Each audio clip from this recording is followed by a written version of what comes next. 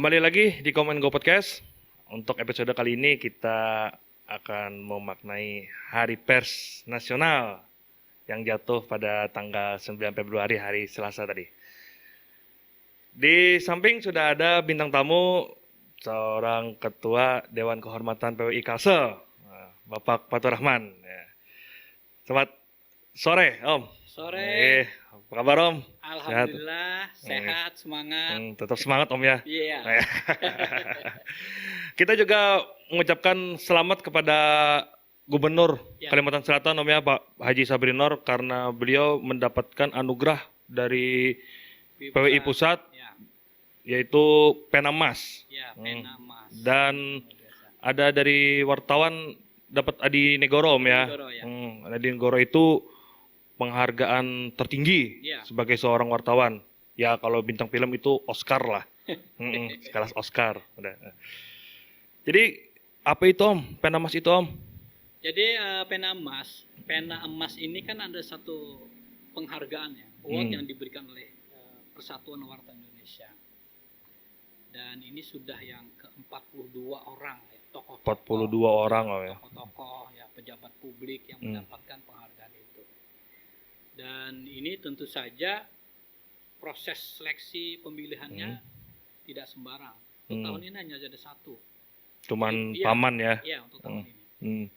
Dan saya kira ini dilihat dari komitmennya kepada pers. Ya. Lalu kemudian juga kepedulian, ya, perhatian untuk pengembangan pers di daerah ya. Dan ini tentu berefek kepada perkembangan pers secara nasional. Ya. Jadi kalau semua daerah itu punya perhatian, punya komitmen terhadap pers, maka secara nasional tentu akan baik ya. Jadi komitmen pers itu misalnya ketika dia dikritik, dia tidak marah-marah kemudian bisa teriak-teriak, enggak. Tapi ada saluran-saluran. Dia komunikasikan, memberikan hak jawab. Saya kira itu bagian-bagian penting interaksi seorang pejabat publik itu kepada media, kepada wartawan kan seperti itu. Memang dalam catatan PWI Kalsel ya, terutama saya sebagai Ketua Dewan Kehormatan memang tidak pernah ada laporan misalnya menekan, intervensi dan macamnya. Nah, bahkan kalau yang dilakukannya adalah melakukan dialog, apa sebetulnya yang dimaui pers itu, kritiknya, lalu masukannya seperti apa. Saya kira itu menjadi hal penting. Dari Kalsel, paman ini yang ke-6, Om ya? Iya, ke-6. Sebelum-sebelumnya ada... Jadi sebelumnya kan memang ada catatan ketika Pak Insinyur Muhammad Said ya sebagai gubernur juga PWI Kalsel juga mengusulkan ke PWI Pusat untuk diberi anugerah pena emas itu.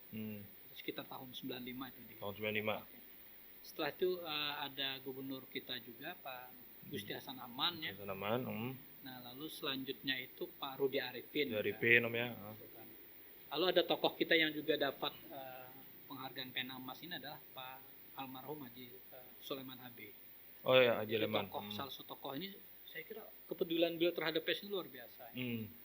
Apapun yang diinginkan, lalu kemudian ketika ada tekanan-tekanan kepada pers, beliau membela. Beliau melakukan komunikasi. Saya kira itu ada bagian sangat penting juga bahwa tidak mesti harus gubernur, atau harus bupati yang dapat pena emas. Tidak pasti pejabat negara, Om ya, walaupun siapapun itu yang berperan, Om ya.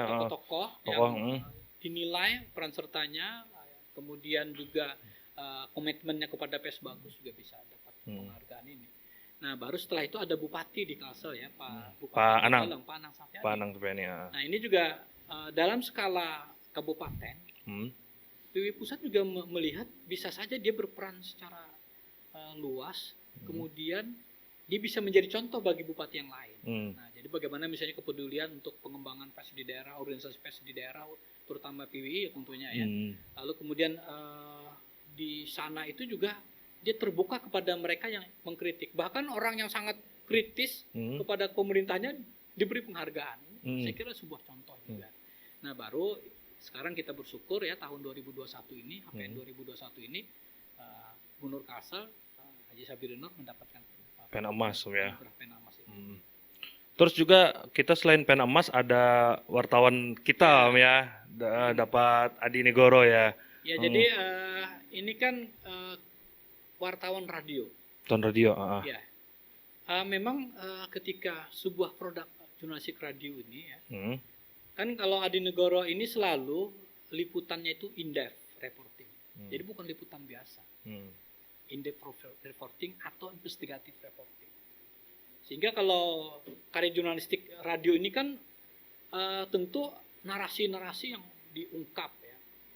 Kemudian juga suara-suara yang didengarkan itu orang akan merasa seperti berada di tempat Di itu. sana, Nah, Om, ini ya. kan tantangan yang berat Iya, ya. menggambarkan Iya. suasana, Om, ya. Ya beda kalau misalnya jurnalistik cetak ya, Hmm. televisi kan ada gambar, jadi Hmm. bisa gambar yang dramatis itu kan bisa memberikan satu perasaan juga ya. Ya, Pemirsa atau bagi pembaca. Nah ini kan radio. dari Saya kira suara ini kan aja ya. memberi tantangan kepada wartawan yang lain ini sebetulnya. Nah, jadi Aulia Rahman ya seorang wartawan di RRI Banjarmasin.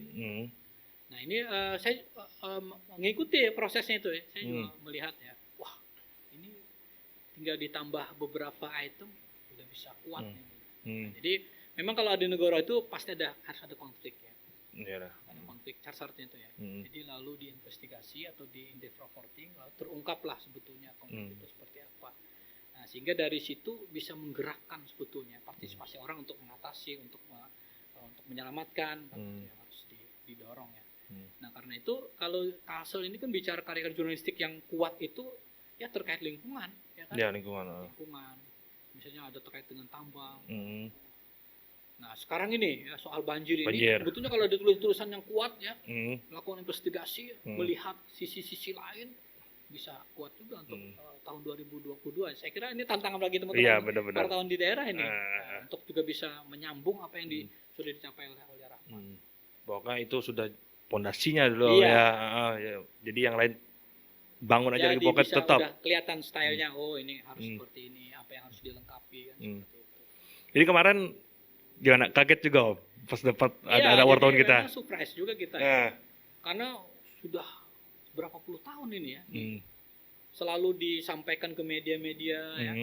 Jadi undangan untuk ikut anugerah Adi Negoro ini. Nah, bahkan ada 1 tahun tidak yang mengirim ya kan. Memang tahun-tahun terakhir ini mulai ada yang mengirim ya, walaupun belum tembus. Nah, sekarang ini tembus ada ya. beberapa yang mengirim dan kemudian tembus. Saya kira ini kan membuktikan dari daerah ini tidak dianggap sebelah mata kan, itu yang penting ya. Ya kan, selama ini kan orang-orang di Jakarta atau di Sumatera ya.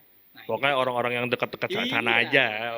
Nah ini kita sudah bicara di lingkar nasional. Nah, saya kira ini harus memberikan motivasi ke yang lain. Bahwa kita ini tidak bisa dianggap remeh ini wartawan di daerah di Kasa. Benar. Nah, ini harus menguatkan motivasi teman-teman jurnalis. Faktanya memang harus ada, kalau bahasa Banjar itu tunggul ya kan, mengikuti, sabar, mendapatkan informasi-informasi, ya kan? Mengumpulkannya. Nah itu yang kuncinya. Jadi kalau orang-orang yang memang gigih seperti itu, insya Allah kita akan ada lagi nanti yang dapat Adi Negoro di Kalsel. Seperti tetap semangat aja pokoknya dijadikan acuan Om ya. Untuk yang lainnya. Terus untuk ya Hapen ini pasti berbeda Om ya sama yang sebelumnya karena pandemi ya. Pada sebelumnya bukan Jakarta harusnya Om ya. Iya. Ya tahun ini ya. Tapi jadi karena memang pandemi. Mestinya ini memang kondisi terbaik itu harus di Jakarta. Di Jakarta. Karena mendekatkan dengan ibu kota karena memang harus kehadiran presiden ya. Nah lalu kemudian sebetulnya kan sebelumnya di Banjarmasin ya. Tahun tadi ya di Banjarmasin ya. tahun 2020 itu kan. Nah ini kita juga dapat kebagian menjadi pelaksana karena Sumatera Utara mundur ya. Nah karena ada beberapa persoalan. Nah lalu kita mengambil momen itu. Nah sekarang di Jakarta. Karena dilakukan secara virtual. Memang saya kira menjadi sejarah tersendiri juga, ya kan? Selama perhelatan HPN itu di tahun 2021 ini kita secara virtual. Dan itu bisa dilakukan dengan lancar ya. Kemudian yang ikut itu lebih dari 5.000. Lebih dari 5.000 Om ya, banyak lah. Ya, kalau HPN ketemu langsung itu biasanya sekitar 2.000 sampai 3.000 lah yang hadir ya. Pertama se-Indonesia ada tokoh-tokoh pers yang juga hadir ya. Nah kali ini memang silaturahmi secara virtual. Jadi sebelum HPN ini ya saling menyapa ya, biasa lah ya. Biasanya kan sebelum HPN ini ketemu lama tidak Iya, ketemu ya kan. Nah, saling menyapa melalui virtual. virtual. Saya kira ini sesuatu yang menarik ya. Hmm. Lalu kemudian dia di desain di beberapa tempat kan. Nah, misalnya PWI Kalsel di gedung PWI ya. Lalu ada di Ancol, kemudian ada di Istana Negara. Oh, ada jadi juga, dipisah Om ya? Ada juga di daerah-daerah itu, ada yang di pulau jauh dari Hmm. ibu kota provinsi ya, ada yang di kapal perang. Jadi Jadi menjadi dinamikanya kan luar biasa. Iya, iya, iya. Nah, jadi silaturahmi itu ada di semua daerah. Setidaknya di 34 provinsi itu ada kegiatan. Ya teman-teman di Solo misalnya di Monumen PES ya. Di Museum PES itu di sana juga saya kira kehadiran teman-teman di sana juga tentu punya makna ya. Ketika pertama PES itu digaungkan menjadi satu organisasi kan di Solo. Nah, saya kira dinamikanya seperti itu dan ini menjadi menarik. Terdokumentasi juga menarik ya. Jadi terdokumentasi dengan baik juga ya, dan saya kira produk jurnalistik dari HPN itu juga beragam dan banyak sekali. Saya kira kemarin di Jakarta itu kumpul di Ancol. Ya, enggak ya? Jadi sebagian di Ancol ya. Karena di Ancol juga dibatasi. Jakarta kan gawat juga ini. Iya, lagi gawat-gawatnya kemudian teman-teman yang dari daerah yang datang ke Jakarta, dia datang harus H-4, 3 hari itu di karantina di sana. Di swab dulu ya. Jadi ada beberapa teman di daerah itu mendengar, wah ini di swab nih ngeri-ngeri sedap juga ini. Ya kan? Iya, benar. Positif kan, 14 hari di Jakarta, wah gawat juga itu. Jadi ada sebagian yang tetap bertahan di daerah, di gedung PWI, di kantornya atau di tempat-tempat lain di daerah ya. Sebagian memang yang ke Jakarta. Jakarta ya. Ya. Pas mau ikut tes swab, positif. Nambah hari lagi. Iya. Ini nambah hari apa kalau bisa jalan-jalan enak Om ya. Ini 4 hari di karantina. Ya, saya kira itu ya. Memang menjadi satu sejarah. Iya, benar. Dan kita bisa menjadi akselerasi perubahan-perubahan itu. Jadi bagaimana perhelatan besar itu bisa dilakukan secara virtual. Ini bagian dari perubahan-perubahan perilaku kita juga, ya kan? Jadi ada banyak seminar-seminar ke depan itu memang bukan hanya ketemu langsung, tapi bisa digelar virtual. Jadi satu pembelajaran yang unik juga dan menarik saya kira. Jadi banyak lah yang bisa kita ambil ya Om ya, banyak. Unik pasti Om ya. Iya. Ini Om kan ketua Dewan Kehormatan. Bisa diceritain Om apa aja ya tanggung jawabnya, terus apa aja yang dilakukan gitu. Ya. Jadi yang utama Dewan Kehormatan itu adalah menjaga ranah etika. Jadi ranah etika, kemudian kesadaran hukum juga tentu terkaitnya. Nah, jadi bagaimana etika dan kesadaran hukum itu menjadi bagian dari sikap profesional seorang wartawan. Nah, jadi kami dari Dewan Kehormatan itu ya ada di daerah, namanya Dewan Kehormatan Provinsi ya. Kemudian ada di pusat itu Dewan Kehormatan. Nah, di pusat itu Dewan Kehormatan ketuanya Ilham Bintang, dan saya di Kalsel sebagai ketua Dewan Kehormatan Provinsi PWI Kalimantan Selatan. Dan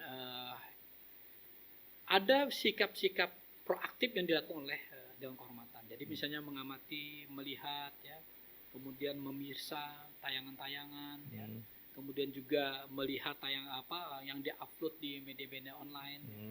Nah, apakah ada pelanggaran-pelanggaran terhadap kode etik? Ya. Nah, misalnya terkait dengan akurasi. Ya. Kadang-kadang mau cepat, ya, lalu tidak akurat, ya kan? Ya benar-benar. Ketika tidak akurat, dia bisa menjadi informasi yang hoax, benar kan? Nah, lalu bisa juga terkait dengan korban-korban susila, ya kan? Kadang-kadang masih kelepasan, identitasnya dibuka, ya kan? Oke, orang tuanya di inisial, tiba-tiba sekolahnya disebutkan, ya kan? Akhirnya teman-temannya tahu, oh itu dia yang jadi korban. Nah, ini saya kira ini menjadi yang penting juga. Lalu yang terakhir yang kita jaga itu juga bagaimana wartawan juga memahami pedoman pemberitaan ramah anak. Ya. Nah, jadi ketika anak sebagai pelaku kejahatan, ya, jadi anak itu kalau di peraturan itu 18 tahun ke bawah. Apa maksudnya, Jadi dia harus disembunyikan identitasnya. Kalau di televisi harus buram. Diburamkan. Di koran fotonya harus diburamkan. Hmm. Lalu kemudian kalau di radio tidak boleh disebutkan namanya. Seperti itu. Lalu di online juga inisial. Jadi harus betul-betul tidak ada identitas yang bisa dikenali oleh masyarakat. Apa saja identitas itu mulai dari nama, ya kan? Ya, nama. Kemudian nama orang tua. Tua. Kadang-kadang anaknya inisial, orang tuanya disebutkan. Akhirnya kan Jadi ketahuan. tetangganya sekampung tuh tahu, oh anak Sidin. Nah ini kan. Nah jadi nama orang tua. Lalu kemudian alamatnya. Alamat. Kadang-kadang alamat satu kelurahan bisa aja orang kenal. Benar. Ya kan? Nah karena itu kita kesepakatan di Dewan Kehormatan itu dan dengan Dewan Pers juga ya, alamat itu sampai kecamatan. Nah misalnya AL, orang tuanya AD, tinggalnya di Jalan Ayani, Kecamatan Banjarmasin Timur. Nah. Panjang sekali kan Jalan Ayani, Banjarmasin Timur misalnya. Nah jadi seperti itu. Jadi kalau disebutkan kelurahannya, orang di Ayani, Kelurahan Kebun Bunga tinggal sedikit tuh. Gangga ya. Tahu ada akan tahu. Jadi termasuk identitas sudah sekolah. Jadi kalau sekolah yang disebutkan udah tahu lah anak-anaknya kan. Nah jadi seperti itu. Jadi kenapa jadi dilindungi di anak ini? Karena anak ini kan punya masa depan ya. Oke lah dia terjerumus di kejahatan, bisa ikut-ikutan temannya ya. Atau terpaksa. Padahal dia masih punya masa depan. Ada banyak kasus-kasus ketika anak itu mau masuk sekolah, enggak bekerja ini. Oh, bekerja. Ternyata terbukalah ya informasi pemberitaan. Sebelumnya dia pernah melakukan kejahatan ini. Ditolak dia. Nah, saya kira itulah yang penting. Nah, sehingga identitas itu perlu disembunyikan. Jadi ini penting Dewan Kehormatan melakukan itu. Apalagi sekarang karena media sosial kan Ya. itu Om ya marak bully Ya. ya. Malah kan itu bukan cuman susahnya nanti di pekerjaan tapi jiwa Om ya. Jiwanya kan kadang orang bisa jadi terganggu atau apa, malah mungkin bisa bunuh diri atau apa Om ya. Iya. Jadi proses literasi itu terus dilakukan. Artinya masyarakat sebagai penikmat informasi ini. Ya kan? Setiap hari kita disuguhkan informasi ini. Bangun tidur langsung buka HP, udah masuk tuh macam-macam. Maka orang harus cerdas tadi, mana informasi-informasi yang bermanfaat ya. Lalu ini harus di-share ke yang lain. Mana yang sampah ya, fitnah ya kan, tidak bermanfaat, ini dihapus saja, tidak perlu di-share. Jadi tidak perlu gagah-gagahan menjadi orang yang pertama nge-share, padahal itu kok, ya kan? Iya benar-benar. Akhirnya malu sendiri kan? Gitu. Lalu klarifikasi. Sehingga nanti minta maaf kan? Iya. Nah, jadi daripada bikin malu, ya harus cerdas tadi. Jadi ini juga penting masyarakat mengetahui sebetulnya konsekuensi di media sosial. Ini kan individu-individu nih. Orang ketika misalnya ada ujaran kebencian atau menyinggung yang lain, ya kan diadukan, dia tanggung jawabnya pribadi.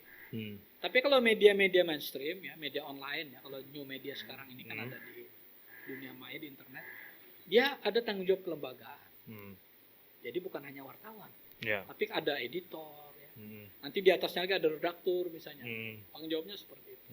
Dan paling atas itu adalah penanggung jawab yang tercantum di media. Nah sehingga ini orang ketika menuliskan sesuatu di media-media mainstream tentu tidak sembarangan, harus diverifikasi. Kalau enggak, secara kelembagaan dia akan berurusan dengan hukum kan. Nah juga masyarakat juga, kemudian sumber-sumber berita atau misalnya aparatur ya. Jadi kalau misalnya merasa tidak tepat, maka dia ada ruangnya tadi, ada hak jawab. Ya. Nah ini kalau di media sosial memang serta-merta ya. Orang bisa menjawab, tetapi kan bisa menjadi perdebatan yang tidak selesai, tidak ada ujung-ujungnya kan. Iya benar. Nah, tetapi kalau di media mainstream, dia harus dilakukan verifikasi. Jadi fakta itu harus betul-betul ada ya. Lalu kemudian bagaimana orang melihat fakta itu. Nah, bisa saja mungkin frame-nya berbeda, tetapi fakta itu tidak bisa dihilangkan. Iya benar. Karena itu di dalam kode etik itu juga kebenaran atas fakta itu menjadi hal sangat penting. Hmm. Tapi apa kalau ya sekarang kan dengan zaman sekarang media sosial banyak ya Om ya. Apalagi untuk yang informasi Ya. kan kayak misalkan di sana ada kecelakaan kita Hmm. langsung tahu Ya, ya ya. kan. Terus ya kayak berkaitan kayak kata Om tadi kan ada misalkan ada pemberitaan misalkan dari media sosial. Hmm. Mungkin itu merugikan bagi orang gitu. Ya, ya. Wah, untuk yang korban yang dirugikan ini mereka itu larinya kemana Om? Itu apakah ke Dewan Pers atau ke apa? Polisi langsung? Ya, Karena kan media sosial kan bukan itu Om. bukan ya. Bukan media Nah, mainstream. jadi inilah bedanya tadi ya. Hmm. Kalau di media mainstream kan orang merasa tidak masa dirugikan Dirugikan. bisa langsung ke medianya, ke lembaganya. Hmm. Nah, kalau di media sosial tentu individu-individu. Hmm. Dan laporannya itu melalui saluran hukum. Langsung Polisi tentunya. langsung polisi Om Iya. ya. Hmm. Jadi kalau misalnya merasa ini pencemaran nama baik ya Hmm. melalui dunia saluran dunia maya Hmm. internet kan, maka salurannya undang-undang internet ITE kan. Hmm. Nah, lalu kemudian urusannya bisa menjadi pidana. Hmm.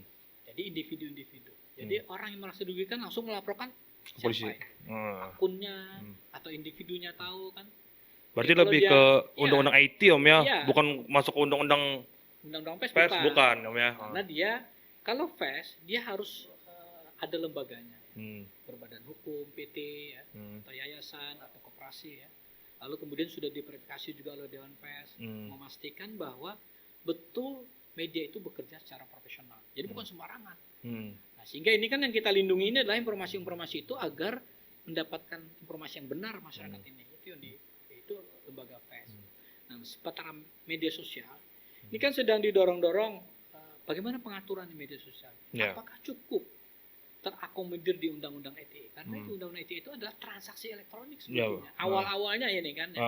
Nah, cuman memang ada masuk terkait dengan unggahan-unggahan, ya, upload-upload di media sosial atau menggunakan jaringan internet itu, lalu bisa merugikan orang lain. Pasal-pasal yang saya kira banyak sekali nih, ya, banyak sekali yang ketika orang mengkritik lalu dianggap merugikan. Padahal ini kan bagian ekspresi juga sebetulnya ya. Ekspresi orang menyampaikan pikiran, menyampaikan pendapat kan seperti itu. Nah, faktanya tidak semua orang ketika dikritik itu bisa terima. Apalagi misalnya cara mengkritiknya itu kasar misalnya ya, menggunakan kata-kata yang tidak layak. Nah, karena itu saya kira pengguna media sosial itu juga harus smart semakin hari ya semakin cerdas mestinya. Semakin hari mesti semakin beretika. Karena kita ini kan Indonesia ya. Yeah. Indonesia dikenal dengan keramahan, saling menghormati. Nah, apakah rusaknya keramahan, saling menghormati itu karena faktor media sosialnya atau seperti apa? Ini kan sesuatu yang harus terus dikembangkan. Karena itu kita dari media-media mainstream ini terus memberikan literasi kepada publik. Jadi bagaimana kita bisa mengetahui informasi itu hoax ya atau benar. Nah, ini kan ada banyak cara untuk mengecek apakah itu fitnah ya, dusta atau apa, atau berita bohongan itu. Nah, saya kira di masa banjir seperti ini pun muncul kan. Benar. Iya, seperti ditemukan lebih rawan Om ya sebenarnya untuk yang kayak hoax atau apa Om ya. Apalagi kan apa kayak media sosial ini video pun bisa dimanipulasi Om ya. Jadi itu yang jadi diperlukan kecerdasan kita. Ya kan kemarin tuh kan bayi ngapung, ternyata itu udah benar. beberapa tahun yang lalu. Kayak aja kemarin ada dapat di grup WA apa sampai mobil larut hanyut ya. Hanyut. Ternyata itu waktu di Jakarta udah lama. Jadi seperti itu. Nah, karena itu kan kita bisa ngeceknya itu misalnya klik turn back hoax ya. Ada jawaban di situ. Ada pembahasannya. Lalu ada diungkap juga yang sebetulnya videonya seperti ini. Kan bisa dipotong. Iya, dipotong. Direproduksi lagi masukkan suara yang lain Om ya bisa. Nah, ini saya kira kita harus cerdas ya. Jangan sampai kemudian yang berbahaya itu hoax itu nanti bisa mendorong-dorong orang melakukan tindakan kan. Iya, benar. Yang kita jaga sebetulnya dalam konteks menjaga suasana kondusif, kita nyaman, damai kan seperti itu. Ini nanti malah apa? Rusuh jadinya. Apalagi kan sekarang lebih hati-hati karena kebanyakan kan sekarang kita pakai masker, Om. Kan video itu kan kalau misalkan ini video A kan dia kan pakai masker. Ya, ya. Suaranya dihilangin, dimasukin suara yang lain, kan Nah, nggak kelihatan iya. dari gerak bibir. Nah, Jadi sepertinya statement dia. padahal bukan. Ya, apalagi statement itu berkaitan dengan kepentingan publik. Misalnya soal kenaikan gas, ya kan? Ini bisa membuat orang ricuh kan? Nah, atau misalnya kenaikan barang kebutuhan pokok. Nah, ini yang harus kita. Karena itu saya kira kita ini harus melihatnya secara rasional. Wah, masuk akal nggak ini, ya kan? Nah, jadi seperti itu. Jadi bagaimana kemudian menjadi konsumen informasi yang cerdas tadi. Salah satunya kalau kami dari Dewan Kehormatan ya, kemudian juga kalangan pegiat organisasi profesi itu mendorong masyarakat itu untuk memverifikasi sesuatu itu ya buka di media-media mainstream. Ya. Jadi kan mudah sekali ini, tinggal diklik ya. Banyak sekali media-media online yang tentu sudah dilakukan verifikasi. Nah, jadi misalnya ada portal-portal berita itu tentu setiap detik itu dia akan menyiarkan apapun yang terjadi sebetulnya. Nah, kemudian mereka juga punya jurnalis di seluruh Indonesia, jadi informasi-informasi itu setidaknya ada di sana. Nah, jadi itulah tempat masyarakat itu akan melakukan verifikasi secara mudah ya kan. Nah, kalau di media-media mainstream itu tidak ada, berarti ini mencurigakan ini hoax. Nah, baru dicek lagi bisa buka ke Kominfo ya, bisa ke Tunback Hoax, dan ada banyak beberapa. Saya kira ada beberapa stasiun televisi yang kemudian juga melakukan produk-produk online ini juga melakukan verifikasi terhadap faktor-faktor yang tadi bersifat fakta-fakta yang sebetulnya hoax ya, itu yang harus dilakukan. Apalagi kalau berita ada di media yang di media sosial tuh, kalau itu benar nggak mungkin Om ya di media mainstream nggak ada ya kan. Pasti ada, apalagi kalau misalkan itu beritanya berita besar atau apa gitu ya Om ya. Jadi ini kan ada saling sinergi ya, bahwa ketika ada informasi di media sosial itu menjadi bahan bagi media mainstream, tapi dia melakukan verifikasi, benar ya kan, fakta-fakta itu tidak langsung tayang. Nah, beda kalau media sosial tadi seperti ada kecelakaan terus langsung dipotong. Kita tidak tahu siapa yang salah, siapa korbannya ya. Lalu kemudian ditangani oleh siapa, korbannya dibawa kemana kan itu. Walaupun ada rentetan-rentetan kemudian informasi-informasi selanjutnya. Tapi kalau media mainstream dia melakukan verifikasi. Oh, yang mobil tronton itu yang nabrak misalnya. Oh, atau motor itu yang nyelonong masuk ke tronton, kan kelihatan seperti itu. Nah, jadi fakta-fakta itu juga harus diverifikasi. Ya, walaupun sebetulnya cepat sekali media sosial karena berapa kecelakaan langsung fotonya langsung tayang. Ya kan? Walau hilang juga sudah sempat ada yang capture. Iya. Nah, jadi itulah saya kira zaman sekarang ini ya. Jadi ketika misalnya ada pohon tumbang, detik itu juga sudah muncul. Ya kan? Media mainstream melihat, ini langsung datang ke sana. Faktanya langsung ketahuan, ada mobil yang ketindas segala macam, tahu ya kan, seperti itu. Sehingga orang mendapatkan informasi secara utuh ya kan. Nah, jadi misalnya ada tabrakan beruntun ya kan. Nah, jadi faktanya memang harus betul-betul tabrakan beruntun ya. Jadi seperti itu. Jadi bagaimana mengurai fakta itu ya. Nah, di media-media sosial dia hanya cepat sekilas ya kan.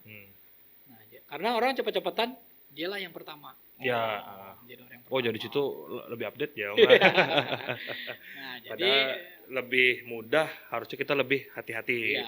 Jadi jangan sampai salah menafsirkan fakta tadi ya. Ya kan? Orang pura-pura tenggelam langsung dipoto seperti itu. Ternyata dia pura-pura aja. Ternyata ya ada yang main-main. Merasa ini ada orang tenggelam langsung dipoto. Atau video dikirim. Ternyata ada anak main-main saja. Jadi ada seperti itu ya. Jadi ini juga saya kira kita yang bermain di media sosial ini juga harus cerdas juga. Jadi jangan gagah-gagahan yang pertama, gagahan yang paling duluan jangan. Tapi bagaimana kemudian itu benar adanya faktanya juga diketahui kan, seperti itu. Dan yang membaca pun juga harus smart Om ya. Iya. Jangan langsung ini kayak gini gitu kan. Padahal kan banyak cara kan untuk Ya, apa ya tadi kan misalkan duluan atau Iya. apa. belum lagi ada kekerasan yang ditayangkan. Nah, itu gimana itu, Om? Iya, Kayak gitu, Om. anak-anak. Ini media sosial yang sering kan? Hmm. Video orang mukulin Hmm. anak. Padahal ini kan kengerian-kengerian sebetulnya itu akan memberikan secara psikologis kepada anak-anak yang menyaksikan itu dia Hmm. terrepres ya. Hmm. Sehingga seolah-olah wah, melakukan kekerasan ini nggak apa-apa ini. Hmm. Nah, jadi itu yang harus dijaga. Hmm. Ini harus dia ada kesadaran juga ya, teman-teman pegiat-pegiat di media sosial itu ketika mengupload hal seperti itu. Hmm. Kemarin kasus kan anak di bawah umur tuh, di bawah 18 tahun dipukuli kan, Hmm. ditayangkan secara terbuka. Ya kan? Ini harus diingatkan kepada kita semua ya kan. Hmm. Nah, ini juga akan menghilangkan masa depan orang lain. Secara tidak sadar itu, Hmm. ya kan? Orang akan karena di media sosial jejak digitalnya Susah. sudah ada. Dihapus Dihilangkan. masih bisa dibuka. Kan orang ada yang download, ada Iya, yang di-share. udah tersebar viral kemana-mana. Nah, jadi ketika video itu viral, teman saya di Jakarta udah langsung tanya, gimana ini?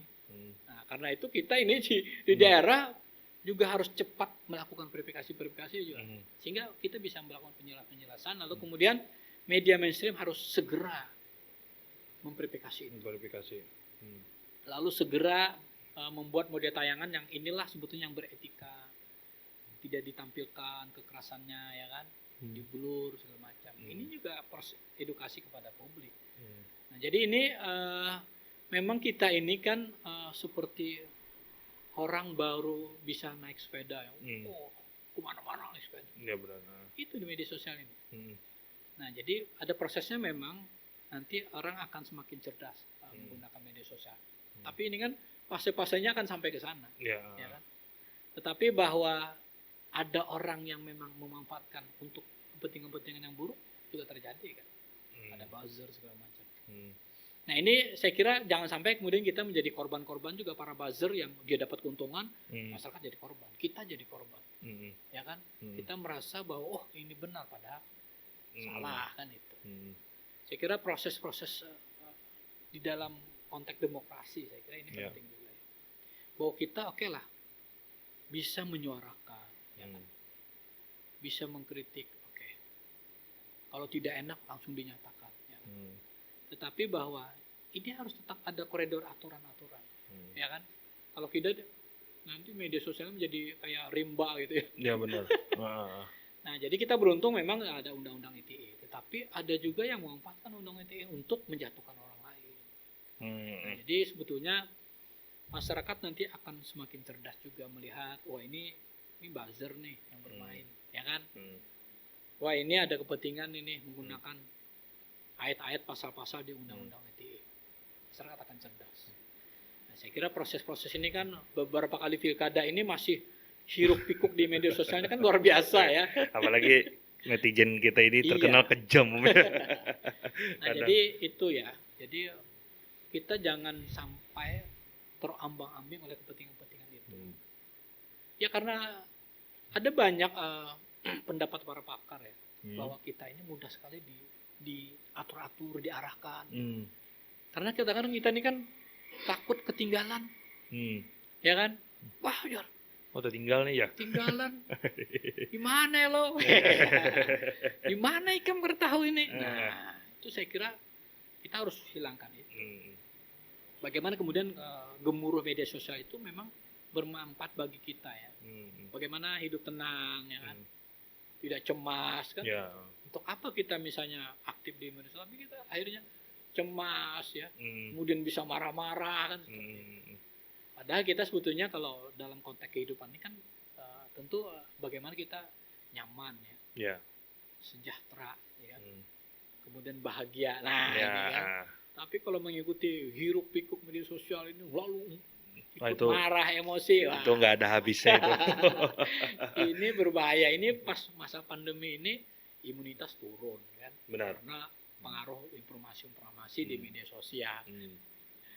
Belum lagi yang orang cari-cari itu Om ya, dari apa? Dia tadi cuma mau viral. Ya. Banyak Jadi itu. mau viral secara instan, ya kan? Padahal sebetulnya kalau kita lihat ya, para YouTuber yang sekali berata itu. Jadi Hmm. proses perjuangannya tuh harus dilihat, Iya. ya kan? Tidak tiba-tiba kemudian orang nangkring di atas, Hmm. ya kan? Malah mereka sebelum YouTube kayak sekarang, mereka sudah mulai menulis ya. macam-macam. Jadi proses itu. Jadi harus berproses.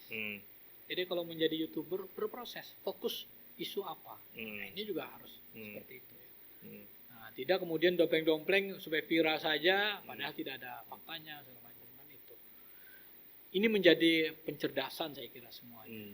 Jadi ada blogger kita kan, ada YouTuber, kemudian ada yang bermain di Instagram segala macam.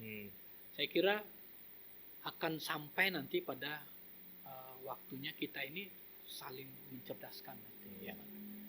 Nah, karena itu aja. dunia pendidikan penting saya kan disentuh ini ya. Saya kira setelah pandemi ini maka dunia pendidikan penting menyentuh etika. Ya, jadi bagaimana moral bangsa ini kan perlu disentuh. Jangan sampai kita tercerabut dari akar budaya kita ini kan banyak. Orang tidak menghormati yang tua, waduh kan. Kadang-kadang kalau di media sosial itu wah, Benar. orang tua sama anak bisa berkelahi di media sosial, ya kan? Dan keluar kata-kata yang tidak layak. Jadi kalau dalam konteks apalagi akar kalau budaya kita wah jauh sekali. yang akses media sosial ini anak-anak pun akses malah Jadi jadi tidak ada batasan. jadi negatif kan buat pembelajarannya kan. Memang di banyak negara itu kan dia sudah melihat ini sebetulnya ancaman-ancaman media sosial ini. Lalu dilakukan pembatasan-pembatasan. Misalnya di Korea itu dilakukan pembatasan. Jadi anak-anak usia ini tidak bisa dia begitu saja akses di media sosial. Ini saya kira menjadi pemikiran kita bersama lah ya. Sebelum saya kira kita hancur-hancuran nih etika moral kita. Ya kan? Nah kami dari kalangan Dewan Kehormatan ini menjadi pikiran-pikiran kita. Bahkan kami kemarin ada rapat kerja nasional, Dewan Kehormatan itu sudah mulai memikirkan apakah perlu ada satu undang-undang yang mengatur di media sosial. Media sosial. Iya. Nah, jadi tidak nyantol di undang-undang ITE dia. Jadi betul-betul diatur. Sehingga orang yang memanfaatkan kepentingan tertentu untuk berbuat jahat segala macam itu bisa di. Tetapi orang yang memberikan kebaikan, pencerahan segala macam, dia punya saluran yang baik kan. Saya kira ini harus diatur. Kalau enggak, saya kira kita tidak punya kesempatan-kesempatan yang baik untuk memperbaiki bangsa ini, ya kan? Dan generasi tadi belajar lagi, yang kecil-kecil belajar lagi yang, ya kan, sikap-sikap yang tidak menghormati kehidupan sosial misalnya, empati tidak muncul kan. Saya kira menjadi bagian sangat penting ya, ada komponen-komponen masyarakat, komponen bangsa itu memikirkan itu. Apalagi sekarang orang itu lebih cenderung lebih suka nonton ya. Jadi makanya kan yang untuk mengakses media sosial ini kalau nggak hati-hati bahkan anak kecil pun yang masih umur 2-3 tahun itu kan meniru hiburannya kan. Banyak orang tua supaya anak tidak nangis, nonton ini. Mulainya seperti itu. Iya. Nanti pas kita nggak tahu dia mencet apa pas lihat ya. Iya, saya kira itu penting ya. Jadi bagaimana kemudian orang tua juga menjadi orang yang cerdas ya. Jadi saya kira banyak juga kan tayangan-tayangan yang memberikan literasi kepada orang tua. Bahwa ini gara-gara anaknya dibiarkan main game online, main gadget saja, sehingga secara psikis terganggu segala macam. Banyak sih kira tayangan seperti itu. Tetapi ini kan pengaruh pergaulan ini juga luar biasa saya. Apalagi misalnya hari ini sekolah secara online, jadi hampir sebagian besar kehidupan anak-anak itu di rumah online. Tapi dia ada di rumah, tapi dia berada di mana-mana nih. Ya, cuman badannya aja di itu, tapi pikirannya udah melayang ke sana. Tapi dia sudah ketemu siapa, berinteraksi dengan siapa. Nah karena itu yang perlu diwaspadai itu adalah pertama adalah pergaulan bebas ya, yang juga bermain di media sosial. Yang kedua adalah kekerasan. Nah yang ketiga itu adalah sikap-sikap radikal, ini juga muncul. Saya kira ini harus diwaspadai. Jadi orang bisa terpapar informasi-informasi dan kemudian menjadi radikal itu bisa melalui media sosial. Nah, ini penting juga nih, orang tua memperhatikan, guru memperhatikan, saudara kita punya adik kecil yang tua memperhatikan. Kesadaran-kesadaran seperti itu yang harus dibangun.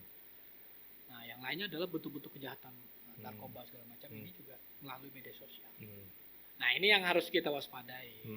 Ya, jadi kalau dia ketagihan nonton film ya masih bisa ditolerir. Walaupun saya kira ini juga merusak kemampuan segala macam. Tetapi yang tadi hal-hal yang itu yang saya kira harus dijaga betul. Jangan sampai nanti anak generasi kita terjerumus ke sana. Karena kita tidak ingin lost generation, hilang generasi kita. Karena terjebur narkoba, ya, kekerasan, ya kan, lalu dibully, secara psikologis dia terganggu. Jadi seperti itu. Yang lainnya masuk dalam kelompok-kelompok radikal ini juga saya kira perlu kehati-hatian kita. Tapi ada pernah Om, mungkin wartawan salah satu oknum mungkin ya wartawan yang kayak tadi kan untuk anak kan ada batasannya kan, jangan itu tetap ada yang pernah kelepasan. Ada dan ditegur, diingatkan. Kalau media online dia serta merta harus memperbaiki. Jadi misalnya ada gambarnya langsung dihapus. Ya, kalau misalnya ada namanya disebutkan atau orang tuanya disebutkan langsung dihapus. Ya. Jadi kan kadang-kadang dia ada perbedaan waktu ya. Antar kejadian, lalu kemudian setelah diverifikasi, oh ternyata dia di bawah 18 tahun. Sebelumnya kan tidak, karena dia berdandan ya. Iya. Seperti 20 ke atas. Jadi ketika dia tahu itu maka yang ditayangkan sebelumnya dihapus. Kalau di media cetak maka dia harus minta maaf. Jadi ada beberapa media online yang diingatkan dan kemudian merubah itu. Pertama tadi ya, yang baru ini kan pengaturan tentang pemberitaan ramah anak ya, itu diingatkan. Dan alhamdulillah teman-teman yang diingatkan itu tetap merubah dan lalu kemudian dia selalu ingat, ya kan? Tidak mungkin kesalahan yang kedua, ketiga kan. Nah, karena ini bisa berdampak keluarganya bisa tidak terima, bisa mengadukan itu. Dan itu diatur di Undang-Undang Perlindungan Anak ya kan. Nah, karena kita ingin melindungi anak itu masa depannya yang kita lindungi. Oke lah dia sekarang anak, nanti dia dewasa. Nah jadi ada beberapa orang seperti itu. Tapi kalau misinya diingatkan tidak mau ya kita harus menggunakan tadi. Kalau di anggota PWI ya harus diatur. Dipanggil Om ya? Iya dipanggil. Jadi seperti itu. Terus kalau untuk oknum wartawan misalkan ada kan ada pemberitaan nih, tapi kalau misalkan kalau nggak ini nggak dimuat gitu, itu gimana itu Om? Iya, jadi saya kira di etika itu mengatur ya. Jadi pemberitaan itu kan harus independen. Artinya misalnya ada yang diatur tentang suap. Suap itu dia memberitakan atau tidak memberitakan karena sesuatu. Bisa uang, ya. Bisa fasilitas, ya. Macam-macam lah ya. Nah itu yang tadi seperti tadi. Ini kalau enggak ini saya beritakan. Nah itu pelanggaran berat tuh. Ya karena itu masuk kategori menerima sesuatu lalu memberitakan. Atau menerima sesuatu tidak memberitakan. Sama. Ya kan? Nah sehingga kok nggak muncul beritanya, ya kan? Itu pelanggaran etika. Dan itu menjadi ranah Dewan Kehormatan juga kalau ada yang lapor misalnya ya. Atau misalnya kita menemukan ada kejanggalan. Nah itu juga bisa. Nah memang sekarang ini kan tidak terlalu banyak terlihat ya. Nah, mungkin dulu beberapa kali ada laporan. Terutama wartawan di daerah. Nah, mungkin terkait dengan misalnya pekerjaan-pekerjaan tertentu ya. Katakanlah pembangunan tertentu ya kan. Biasanya ada orang berkepentingan kan dalam pembangunan itu. Ada kesalahan misalnya. Beritakan ini nanti saya kasih ini. Nah, itu pelanggaran etika. Atau misalnya wartawan sudah tahu jangan diberitakan nanti saya kasih. Itu juga pelanggaran etika. Nah, jadi ranahnya seperti itu. Nah, karena kita ingin sebetulnya kalau ada fakta-fakta kesalahan, kerusakan segala macam itu disampaikan kepada publik ya. Nah, sehingga ini juga menjadi kritik bagi pelaksana, bagi pemerintah juga ya. Nah, karena bagaimanapun pembangunan itu dibiayai oleh kesadaran negara untuk kepentingan rakyat kan mestinya juga tetap dikawal oleh rakyat. Masyarakat tidak bisa langsung. Walaupun sekarang ada media sosial ya kan, terbatas.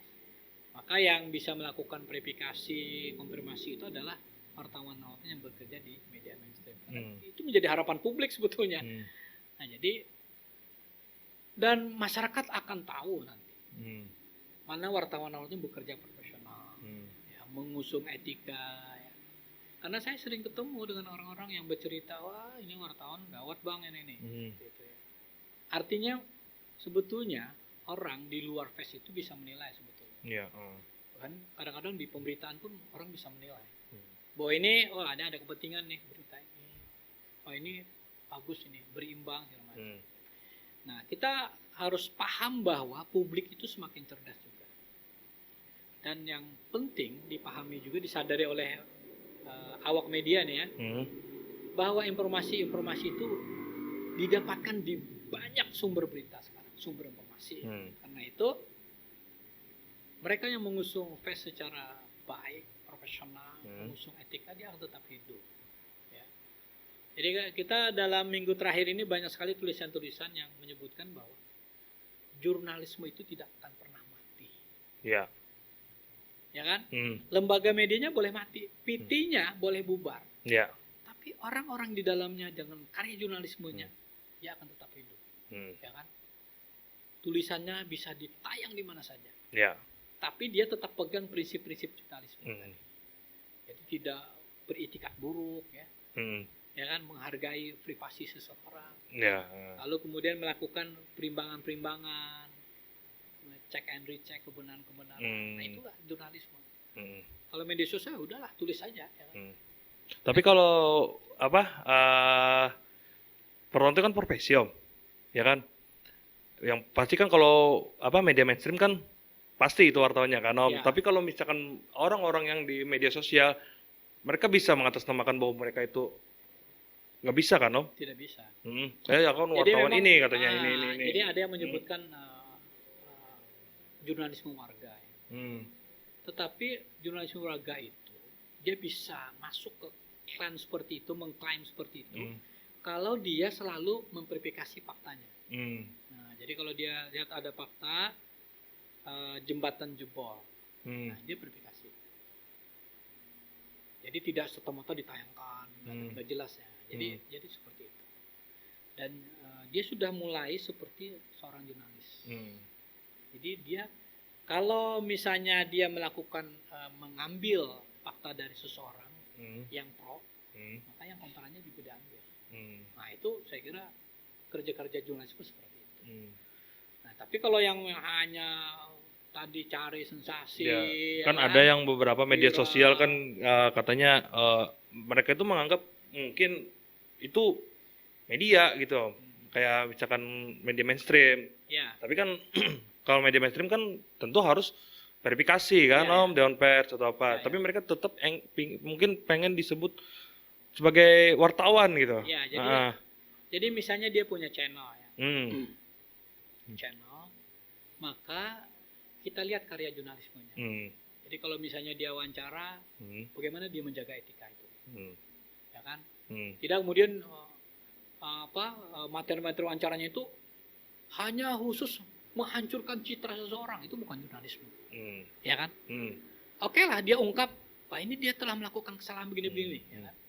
Tapi harus ada yang, oh iya bukan kesalahan dia melaksanakan perintah atasan segala macam, kan seperti itu. Ya. Jadi sehingga yang pemirsa, yang mendengar, yang mengakses itu bisa melihat problem itu bukan hanya karena dia kepentingan-kepentingan tertentu.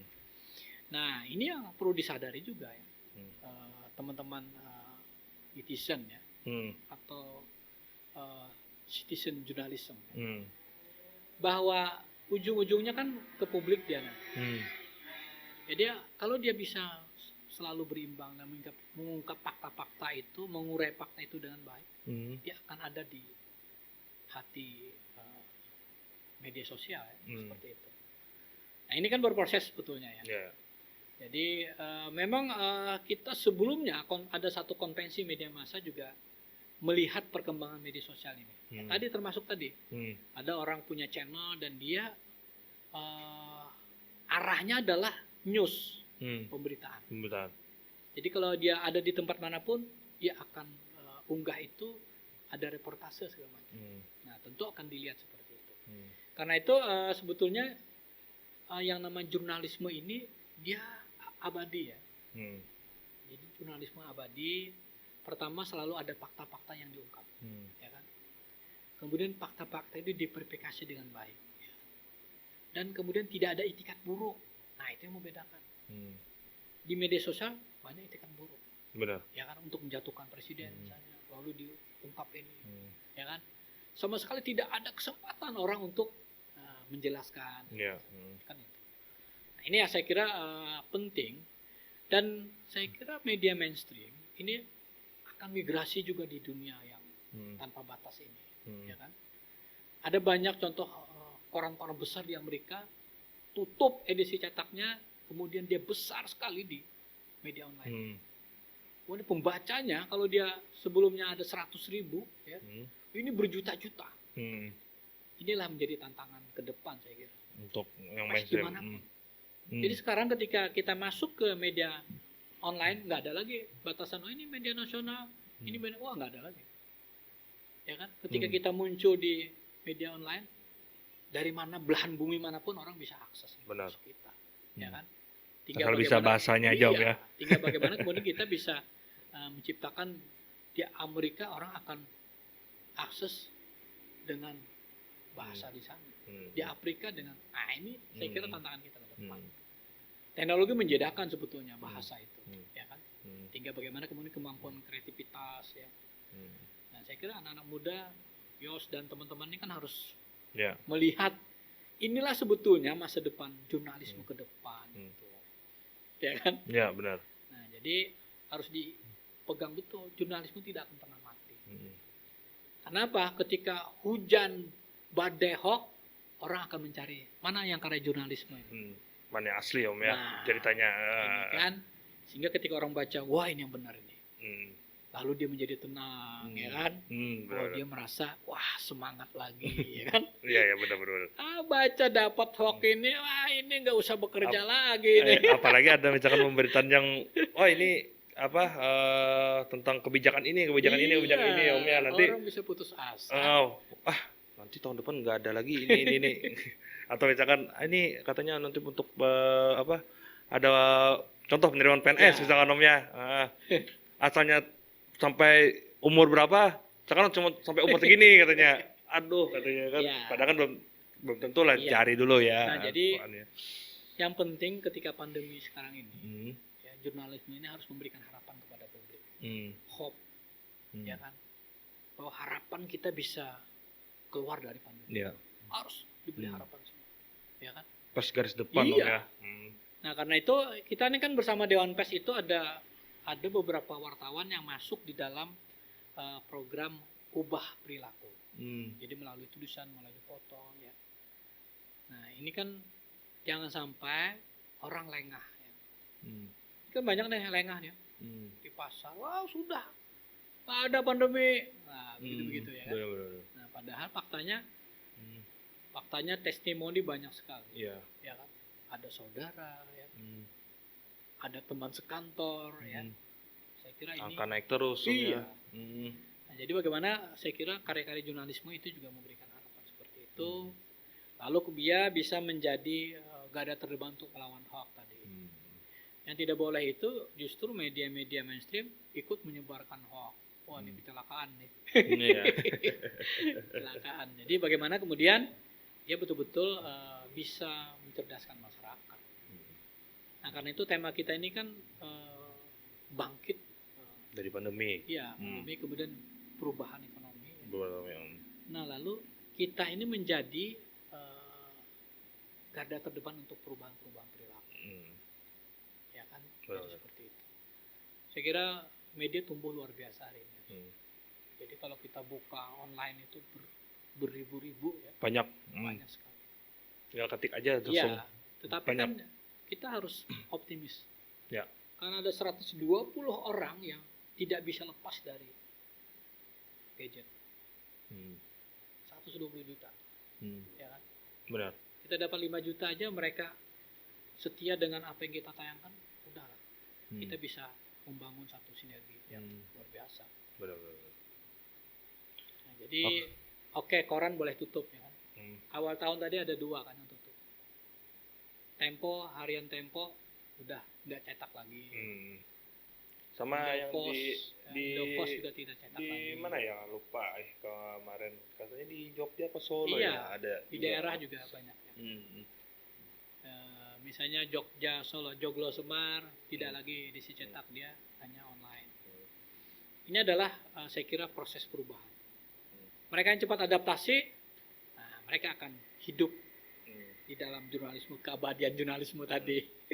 Ya tadi kan kata apa kemarin ada Ilham Bintang juga bilang kan, dia sama kayak kata Om tadi kan, Ya, media pers boleh mati, tapi pers tidak akan pernah mati, Iya. kata beliau. ya, jurnalisme tidak akan pernah mati. Tetap hidup walaupun Iya. bagaimanapun.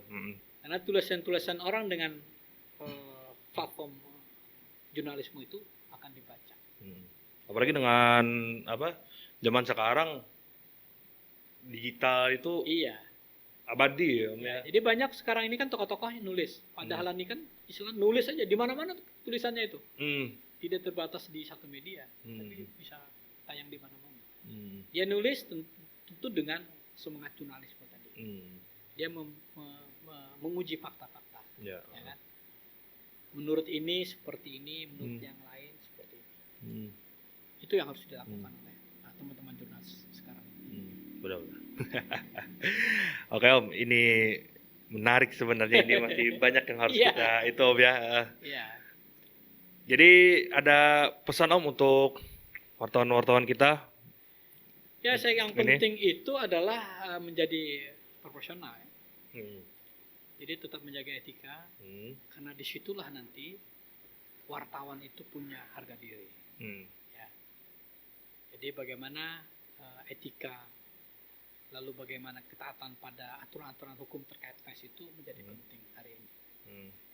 Nah, lalu bahwa menulislah, ya kan, yang bisa memberikan harapan kepada publik, kepada masyarakat di tengah keterpurukan sekarang ini.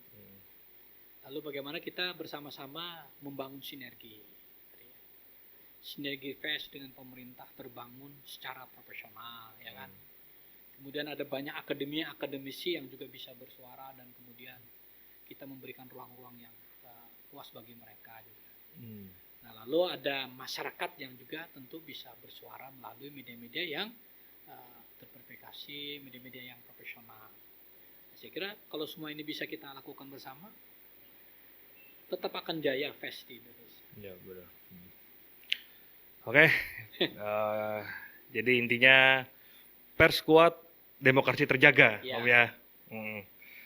Nah, untuk penutup sekali lagi selamat untuk Hari Pers Ya. Nasional Om ya, dan selamat hari ulang tahun untuk PWI juga yang ke-75 Ya. Om ya. Pokoknya kita tetap smart lah, jangan mudah terpancing dengan Ya. pemberitaan-pemberitaan, tetap harus cek yang mana kebenaran yang Ya. itu mau mainstream, mau medsos, pokoknya sama-sama lah kita Ya. harus jangan ada gengsi Om ya. Mau duluan atau apa, tapi apa faktanya bukan seperti itu ya kan. Oke, terima kasih Om udah hadir di Komenko Podcast. Apa yang kami sampaikan ini tentu bukan yang terbaik, tapi yang pasti ini menjadi sumber inspirasi untuk kaula muda. Sampai jumpa di episode selanjutnya. Salam.